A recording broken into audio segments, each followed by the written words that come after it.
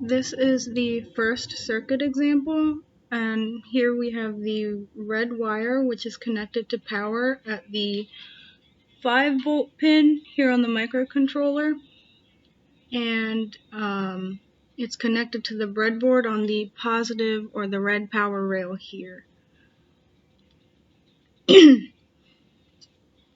Here we have the positive side of the 220 ohm resistor connected to the same positive power rail, and then connected here on the negative side to the positive side of the push button.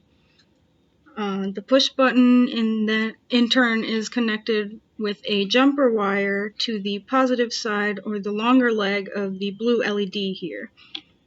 Now the negative side, I used a jumper wire to connect it to the negative power rail to close the circuit, and so that's what this black wire is. It's connected to the negative side of the power rail and then back to ground on the microcontroller. And so the resistor and the push button and the LED are all in series with each other, so when you press the button, the light goes on.